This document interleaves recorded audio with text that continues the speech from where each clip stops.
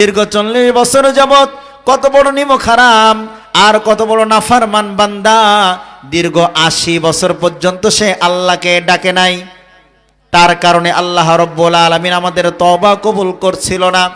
মানুষজন তো আমাকে চিনে ফেলবে, হে আল্লাহ, যেহেতু দীর্ঘ 80 বছর পর্যন্ত তুমি আমার গুনাহকে গোপন করে রেখেছো, সুতরাং এই গোপন ভাবেই আমাকে মাফ করে দাও। সুবহানাল্লাহি ওয়া বিহামদিহি।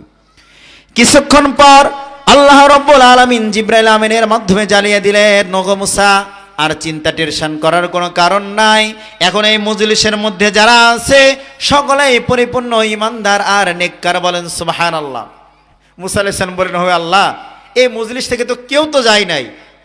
আপনি বললেন না 80 বছর পর্যন্ত আপনার নাফরমানি করেছে, সে মজলিসে বসে আছে, সে যদি এখানে থাকে আপনি তওবা কবুল করবেন না, আমাদের দোয়া কবুল করবেন না? তখন আল্লাহ রাব্বুল আলামিন বললেন, দীর্ঘ 80 বছর যাবত আমি যার গুনাহ প্রকাশ করি নাই, আমি ওই গোপনভাবেই তাকে মাফ করে দিয়েছি। বলেন সুবহানাল্লাহ। সুবহান আল্লাহ রাব্বুল আলামিন কত ভালোবাসেন আমাদেরকে। প্রিয় মুহতারাম হাজিরিন, আল্লাহর হাবিব সাল্লাল্লাহু আলাইহি ওয়াসাল্লাম, আল্লাহর হাবিব সাল্লাল্লাহু আলাইহি সাল্লামের ছোট্ট একটি হাদিস আমি আপনাদের সম্মুখে বলবো। এই হাদিসের মধ্যে আল্লাহর নবী সাল্লাল্লাহু আলাইহি ওয়াসাল্লাম 5 শ্রেণীর মানুষকে দেখেছে। কয় শ্রেণীর মানুষ বলেন? 5 শ্রেণীর মানুষ। হাদিসটি মিশকাত শরীফের মধ্যে আছে।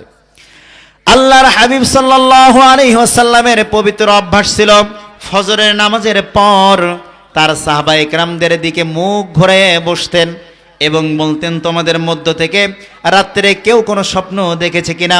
কেউ যদি কোনো স্বপ্ন দেখত, আল্লাহর নবী সেই স্বপ্নের ব্যাখ্যা করে দিতেন। আল্লাহর হাবিবের পবিত্র অভ্যাস অনুযায়ী আল্লাহর নবী সাল্লাল্লাহু আলাইহি সাল্লাম একবার জিজ্ঞাসা করলেন, ও আমার সাহাবায়ে কেরাম, তোমাদের মধ্যে কেউ কোনো স্বপ্ন দেখেছো নাকি? সবাই বললেন না। আল্লাহর হাবিব বললেন, আজকে রাত্রে তো আমি একটি আশ্চর্য ধরনের স্বপ্ন দেখেছি। দেখলাম 2 জন ব্যক্তি আমার কাছে আসলো। আসার পর আমার হাতটি ধরে বলল, হে মুহাম্মদ, চলেন আপনাকে একটু নিয়ে আমরা ঘুরে আসি, একটু ভ্রমণ করে আসি। এ কথা বলার পর তারা আমাকে নিয়ে সামনের দিকে চলতে লাগলো। চলতে চলতে আমরা একটি বিশাল চাটিয়াল ময়দানে গিয়ে উপস্থিত হলাম। দেখলাম ওই চাটিয়াল ময়দানের মধ্যে একদল লোক বসে আছে আর একজন ব্যক্তি দাঁড়িয়ে আছে। যে ব্যক্তি দাঁড়িয়ে আছে তার হাতে একটি ধারালো ছুরি। এই ছুরি দিয়ে যে ব্যক্তি বসে আছে একবার তার ডান দিকে চিরতেছে আর একবার তার বাম দিকে চিরতেছে। যখন ডান দিকে চিরা শেষ, তারপরে ওই দাঁড়ানো ব্যক্তি ওই ব্যক্তির বাম পাশে চিরতেছে। ডান পাশে চিরার পরে যখন বাম পাশে চিরতেছে, তখন ডান পাশের এই চল পূর্বের অবস্থায় ফিরে আসছে। আল্লাহর হাবিব বললেন, ও ভাই, এই যে ব্যক্তি বসে আছে সে বাকে, আর যে ব্যক্তি দাঁড়িয়ে তাকে এই কঠিন শাস্তি দিচ্ছে ওই ব্যক্তি বাকে। ওই 2 জন ব্যক্তি বললেন, ওগো হাবিব, আপনি আরো সামনে চলেন, নতুন কিছু দেখতে পারবেন। আল্লাহর হাবিব সাল্লাল্লাহু আলাইহি ওয়াসাল্লাম বললেন, আমি আরো কিছু দূর অগ্রসর হইলাম। তাহলে দেখছে কয়জনকে বলেন? এক শ্রেণী দেখছে, একজন ব্যক্তি বসে আছে আর একজন ব্যক্তি দাঁড়িয়ে আছে।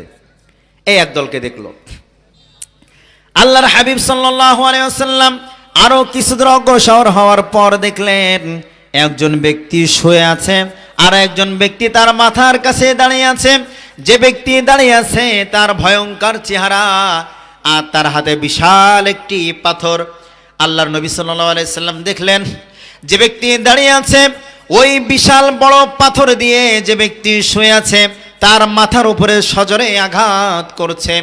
এই আঘাত করার সঙ্গে সঙ্গে পাথরটি দূরে যেয়ে ছিটকে পড়ছে আর ওই ব্যক্তির মাথা চূর্ণ বিচূর্ণ হয়ে যাচ্ছে।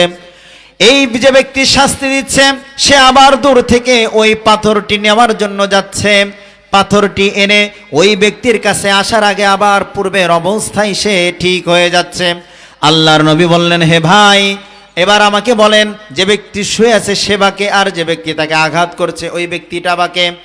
ওই 2 জন ব্যক্তি বললেন, হে হাবিব, আরো কিছু দূর চলেন, কিছু দূর যাওয়ার পর নতুন কিছু দেখবেন। আল্লাহর নবী সাল্লাল্লাহু আলাইহি সাল্লাম বললেন, আমরা আরো কিছু দূর পর্যন্ত গেলাম। যাওয়ার পর দেখলাম বিশাল একটি গর্তের মতো চুলা। এই চুলার নিচে বিশাল সুবিস্তীর্ণ জায়গা আর তার মুখের কাছে ছোট জায়গা। ওই বিশাল বড় যে আপনাদের এদিকে কি বলে, মেটে বলে, বিশাল বড় মনে করেন যে চিকনি, এখন এই চিকনির ভিতরে আগুন প্রজ্বলিত হচ্ছে। ওই আগুনটা যখন ওপরে উঠছে তখন বিশাল সংখ্যক কিছু নারী পুরুষ মানুষ তারা ওই আগুনের সঙ্গে ওপরে উঠছে। আল্লাহর নবী সাল্লাল্লাহু আলাইহি ওয়াসাল্লাম জিজ্ঞাসা করলেন, ভাই এই চুলার ভিতরে কারা, আর এই লোকদেরকে বা এই আযাব কেন দেওয়া হচ্ছে? তখন ওই দুইজন ব্যক্তি বললেন, হে হাবিব পয়গম্বর, আপনি আরো কিছু দূর চলেন, অন্য জিনিস দেখতে পারবেন। আল্লাহর নবী সাল্লাল্লাহু আলাইহি ওয়াসাল্লাম বলেন, আমি আরো কিছু দূর অগ্রসর হইলাম। অগ্রসর হওয়ার পরে দেখলাম বিশাল একটি সাগর, বিশাল একটি সাগর, কিন্তু ওই সাগরের রক্ত সাধারণ পানির মতো নয়, লাল রঙের পানি। আমি আরো দেখলাম যে ওই সমুদ্রের মধ্যে কিছু মানুষ হাবুডুবু খাচ্ছে, ওই মানুষগুলো কিনারায় আসার জন্য চেষ্টা করছে। আল্লাহর নবী সাল্লাল্লাহু আলাইহি ওয়াসাল্লাম জিজ্ঞাসা করলেন, হো ভাই, এই যে রক্তের সাগরের মধ্যে হাবুডুবু খাচ্ছে যে লোকগুলো, এই লোকগুলো বা কারা? আর এই কিনারায় যারা দাঁড়িয়ে আছে তাদেরকে বাধা প্রদান করছে তারা বা কারা? ওই দুইজন ব্যক্তি বললেন, হে পয়গম্বর, আপনি আরো কিছু দূর চলেন, আরো নতুন কিছু জিনিস দেখতে পারবেন। আল্লাহর নবী সাল্লাল্লাহু আলাইহি ওয়াসাল্লাম বলেন, আমি আরো কিছু দূর গেলাম, যাওয়ার পর দেখলাম বিশাল সবুজের সমারোহ একটি বাগান। ওই বাগানের মধ্যে বড় একটি গাছের নিচে একজন বৃদ্ধা বসে আছে, যেই বৃদ্ধার দাড়িগুলো সাদা, চুলগুলো পর্যন্ত সাদা, কি নুরানি চেহারার আকৃতি একটি মানুষ দেখলাম। কিন্তু এই মানুষের আশেপাশে যারা আছে তারা ওই বুড়ার মতো নয়, বরং তারা ছোট্ট ছোট্ট কিশোরী, যুবতী, ছেলে আর মেয়ে। ওই যে বুড়া যে ব্যক্তিটা বসে আছে নুরানি চেহারাওয়ালা, ওই ব্যক্তির কাছে ছোট ছোট বাচ্চাগুলি আসছে, তার জামা ধরে একজন টান দিয়ে যায়, আরেকজন তার কাঁধে উঠে বসে, আরেকজন তার কপালে চুম্মা খায়। আল্লাহর হাবিব সাল্লাল্লাহু আলাইহি সাল্লাম বললেন, হে ভাই, আপনারা তো সারা রাত আমাকে সফর করলেন, এই পর্যন্ত এনেছেন আমায়, এখন বলেন বলেন বলেন, এই পিছনে যে ঘটনাগুলো আমি দর্শন করলাম, প্রত্যক্ষ করলাম, ওই ঘটনাগুলো বিস্তারিত একটু আমাকে বলেন। ওই দুইজন ব্যক্তি বলেন, ওগো পয়গম্বর, আপনি আর একটু সামনে চলেন, আরো অন্য কিছু দেখতে পারবেন। আল্লাহর নবী সাল্লাল্লাহু আলাইহি ওয়াসাল্লাম আরো সামনে গেলেন, দেখলেন যে সাদা রঙের একটি ঘর, যার দুইটা দরজা। ওই ঘরের উপরে লেখা আছে, হাযা বাইতুন মালাকুন লিল উমর ইবনুল খাত্তাব, এই বাড়িটির মালিক হলো ওমর ইবনে খাত্তাব। অর্থাৎ আল্লাহ নবী সাল্লাল্লাহু আলাইহি ওয়াসাল্লাম যখন সুন্দর এই সাদা বাড়িটি দেখলেন, আল্লাহ নবী সাল্লাল্লাহু আলাইহি ওয়াসাল্লাম ওখানে প্রবেশ করতে চাইলেন, কিন্তু দেখলেন এই বাড়িটার মালিক হলো ওমর ইবনে খাত্তাব। আল্লাহর নবী ভাবলেন, এখন আমি তো ভ্রমণ করছি, আর এই ঘরের ভিতরে যদি ঢুকি এই ওমরের পারমিশন ছাড়া, এখন ওমরকে যদি ঘটনা বলি, তখন ওমর যদি বলে, হে রাসূলুল্লাহ, আপনি আমার ঘরে ঢুকছেন আমার পারমিশন ছাড়া, তখন আমি কি উত্তর দিব? আল্লাহর নবী বললেন, সামনে আর বেশি অগ্রসর হওয়া যাবে না। প্রথম যে ব্যক্তি দুইজনকে দেখেছি, একজন বসে আছে আর একজন দাঁড়িয়ে আছে। যে ব্যক্তি দাঁড়িয়ে আছে তার হাতে ছুরি, কোন কারণে তার চলগুলো চিত্তেছে আমাকে একটু বিস্তারিত বলেন। ওই দুইজন ব্যক্তি নিজের পরিচয় দেওয়ার জন্য বললেন, ইয়া রাসূলুল্লাহ, এই আমরা যে দুইজন ব্যক্তি মানুষ রূপে আপনার কাছে এসেছি, আমি হলাম হযরতে জিবরাইল, আর আমার সঙ্গে যে ভাইকে দেখতে পাচ্ছেন ইনি হলেন হযরতে মিকাইল। আমাদের দুইজনকে আল্লাহ রাব্বুল আলামিন পাঠিয়েছে আপনার কাছে। আপনার উম্মতের মধ্যে কিছু সংখ্যক লোক, তারা এমন এমন গুনাহের মধ্যে নিয়োজিত থাকবে, তাদের মরণের পর তাদের সাথে এমনভাবে মুআমেলা করা হবে, এমন শাস্তি দেওয়া হবে, এই জন্য আল্লাহ রাব্বুল আলামিন আমাদের দুইজনকে পাঠিয়েছেন। আল্লাহর হাবিব বললেন, তাহলে বলো, প্রথম যে দুইজন ব্যক্তিকে দেখলাম তাদের কোন কারণে শাস্তি দেওয়া হচ্ছে? হযরতে জিবরাইল আমিন বললেন, ইয়া রাসূলুল্লাহ, ওই যে ব্যক্তির চল চেরতে হচ্ছে, যাকে এই শাস্তি দেওয়া হচ্ছে, তারা হলো আল্লাহর নবী বললেন, আপনার কিছু সংখ্যক জিবরাইল দ্বিতীয় যে ব্যক্তিকে দেখেছে যে শুয়েছিল, কোন কারণে তার মাথাকে চূর্ণ বিচূর্ণ করা হচ্ছে? আল্লাহর হাবিবের প্রশ্নের উত্তরে হযরত জিবরাইল আমিন বললেন, ইয়া রাসূলুল্লাহ, ওটা হলো আপনার উম্মতের ওই শ্রেণীর আলেম, যারা নিজেরা ইলম জানতো কিন্তু সে অনুযায়ী আমল করতো না।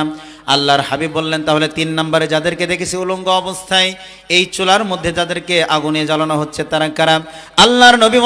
আল্লাহর নবীর প্রশ্নের উত্তরে হযরত জিবরাইল আমিন বললেন, ইয়া রাসূলুল্লাহ, ওরা হলো আপনার উম্মতের ওই সমস্ত সম্প্রদায় যারা দুনিয়াতে তাদের হালাল স্ত্রী ছিল, হালাল স্বামী ছিল, তারপরেও তারা পরকীয়ায় লিপ্ত হতো, জিনায় লিপ্ত হতো। কিয়ামত পর্যন্ত তাদেরকে এভাবেই শাস্তি দেওয়া হবে। বলেন নাউজুবিল্লাহ। আল্লাহর হাবিব বললেন, ভাই জিবরাইল, তাহলে 4 নম্বরে যাকে দেখেছি ওই যে রক্তের সাগরের মধ্যে হাবুডুবু খাচ্ছে তারা কারা? আল্লাহর নবীর প্রশ্নের উত্তরে বললেন, হযরত জিবরাইল আমিন বললেন, ইয়া রাসূলুল্লাহ, ওরা হলো আপনার উম্মতের ওই সম্প্রদায় যারা মানুষের রক্ত চোষণ করত, তার মানে টাকা দিয়ে টাকা খাটাইতো, সুদ খাইতো, সুদখোর। অনেকে সুদের ব্যবসা করে। বলেন নাউজুবিল্লাহ।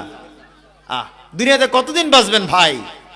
আল্লাহর হাবিবের এই প্রশ্নে বললেন, দুনিয়াতে আপনারা যে সমস্ত উম্মতরা সুদ খাইতো তাদেরকে আল্লাহ রাব্বুল আলামিন কিয়ামত পর্যন্ত এই রক্তের সাগরে হাবুডুবু খাওয়াইবেন।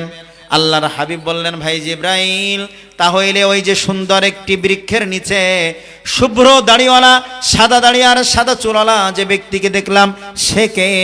আল্লাহর হাবিব বললেন, সেটা হলো, আল্লাহর হাবিবের প্রশ্নের উত্তরে জিবরাইল আমিন বললেন, ইয়া রাসূলুল্লাহ, ওটা হলো আপনার আদি পিতা হযরতে ইব্রাহিম। বলেন সুবহানাল্লাহ। ওটা হলো হযরতে ইব্রাহিম আলাইহিস সালাতু ওয়াস সালাম। জাতির পিতা কয়জন? একজন, হযরতে ইব্রাহিম আলাইহিস সালাতু ওয়াস সালাম মুসলমানদের জাতির পিতা। কথাটা মনে রাখবেন। আল্লাহর হাবিব বললেন, তাহলে ছোট ছোট যে বাচ্চাগুলো এরা বা কারা? হযরত জিবরাইল আমিন বললেন, ইয়া রাসূলুল্লাহ, ওই ছোট ছোট যে সমস্ত বাচ্চারা, ওটা হলো আপনার উম্মতের ওই লোকদের বাচ্চা যারা দুনিয়াতে ভূমিষ্ঠ হওয়ার সঙ্গে সঙ্গে আল্লাহ পাক যাদেরকে তুলে নিয়েছে, যারা ছোট অবস্থায় মারা গিয়েছে। আপনার উম্মতের ওই ছোট ছোট বাচ্চাগুলির দায়িত্ব আল্লাহ রাব্বুল আলামিন হযরতে ইব্রাহিম আলাইহিস সালাতু ওয়াস সালামকে দান করেছেন। সুবহানাল্লাহ বলেন। এখানে যারা আছেন, মাইকের আওয়াজ যত দূর দূরান্ত পর্যন্ত পৌঁছাচ্ছে, আমাদের যে সমস্ত ছোট ছোট বাচ্চাগুলি মারা গিয়েছে এগুলোর লালন পালনের দায়িত্ব কে নিয়েছেন? হযরত ইব্রাহিম আলাইহিস সালাতু ওয়াস সালাম। কিয়ামত পর্যন্ত হযরত ইব্রাহিম আলাইহিস সালাতু ওয়াস সালামের দায়িত্বে তারা থাকবে। যেদিন কিয়ামত সংঘটিত হয়ে যাবে, पहाड़े फड़ जाएंगे, जमी पर सलसला होगा, मुहम्मद तख्त पर होगा, अदालत पर खुदा होगा। ওই কিয়ামতের বিভীষিকাময় মুহূর্তে যেই সন্তান তার মাতা পিতাকে দুনিয়াতে হারিয়েছে ছোট থাকতে, যে সমস্ত মাতা পিতা তার সন্তানকে হারিয়েছে ছোট অবস্থায়, কিয়ামতের ময়দানে যখন এই মাতা পিতাগুলি নাফসি নাফসি করে দৌড়াইতে থাকবে, তখন কিয়ামতের ময়দানে জান্নাত থেকে এই ছোট ছোট কিশোর কিশোরীরা এসে আল্লাহ রাব্বুল আলামিনকে বলবে, হে আল্লাহ, হে দয়াময়, দুনিয়াতে আমরা তো মায়ের স্নেহ পাই নাই, বাবার ভালোবাসা পাই নাই, আমাদের সেই জনম দুঃখিনী মাতা পিতা কোথায়, আমাদেরকে একটু দেখায় দাও। ফেরেশতাদের মাধ্যমে আল্লাহ রাব্বুল আলামিন ওই পিতামাতার কাছ পর্যন্ত ছোট্ট বাচ্চাকে পৌঁছায় দিবে। এই বাচ্চাগুলি তার জনম দুঃখিনী মাতা পিতাকে নিয়ে আল্লাহ রাব্বুল আলামিনের কাছ পর্যন্ত চলে যাবে। আল্লাহ রাব্বুল আলামিনের কাছে আবেদন করবে, হে দয়াময় মালিক, ছোটবেলায় আমাদেরকে তুমি তোমার কাছে তুলে নিয়েছিলে, দুনিয়াতে মাতা পিতার স্নেহ কি জিনিস, ভালোবাসা, সেটা আমরা পাই নাই। দীর্ঘদিন যাবৎ আমরা জান্নাতে বসবাস করলাম, আর আমাদের এই যে মাতা পিতা আজকে তাদের উপরে কত বিভীষিকাময় মুহূর্ত চলে যাচ্ছে রে মালিক। সুতরাং তোমার কাছে একটা দরখাস্ত করি, আমরা যেখানে আমাদের স্থান ছিল, আমাদের এই জনম দুঃখিনী মাতা পিতাকে আমাদের সাথে সেই জায়গায় দিয়ে দাও। আল্লাহ রাব্বুল আলামিন এই ছোট ছোট বাচ্চাদের দরখাস্ত কবুল করে নেবেন এবং তার মাতা পিতাকে জান্নাতের ফেরদাউসের মেহমান বানিয়ে নেবেন। বলেন সুবহানাল্লাহ। এখন আমাদের মা বোনের একটা ভুল কাজ করে, সন্তান যদি মারা যায় ছোটবেলায় বলে, হে আল্লাহ, ওরে আল্লাহ, আমার সন্তানকে তুমি দেখলা, অন্য আর কারো সন্তানকে তুমি পাইলা না, এরকম কথা বলে কিনা? অথচ হাদিস শরীফের মধ্যে আল্লাহর হাবিব বলেন, কোন একজন ব্যক্তির ছেলে হোক অথবা মেয়ে হোক, ছোটবেলায় যদি ইন্তেকাল হয়ে যায় আর সে যদি ধৈর্য ধারণ করে, সবর এখতিয়ার করে, সে যদি পড়ে আলহামদুলিল্লাহি রাব্বিল আলামিন। তাহলে আল্লাহ রাব্বুল আলামিন জান্নাতের মধ্যে একটি বাড়ি নির্মাণ করে দেন, যেই বাড়ির নাম হলো বাইতুল হামদ, মানে প্রশংসার ঘর। কিয়ামতের ময়দানে আল্লাহ রাব্বুল আলামিন ওই বান্দা বান্দিকে এই বাইতুল হামদ নামক ঘর দান করবেন। সুবহানাল্লাহ। সর্বশেষ একটি কথা বলে শেষ করে দিচ্ছি ভাই, এই দুনিয়াতে আমরা কি কেউ চিরস্থায়ী? কবি বলেছেন, ইহা হাম সব মুসাফির হ্যায় কবর আখের ঠিকানা, কোই আগে রওয়ানা হ্যায় কোই পিছে রওয়ানা, মুসাফির হারা কুজা বাসাদ ওয়াতন রায়া দমিদার, চুবুলবুল দার কফজ বাসাদ ওয়াতন রায়া চমনদার। ইহা হাম সব মুসাফির হ্যায়, এই দুনিয়াতে আমরা সকলেই মুসাফির পথিক, কোই আগে রওয়ানা হ্যায় কোই পিছে রওয়ানা, কেউ আগে চলে যাবে অথবা কেউ পরে চলে যাবে।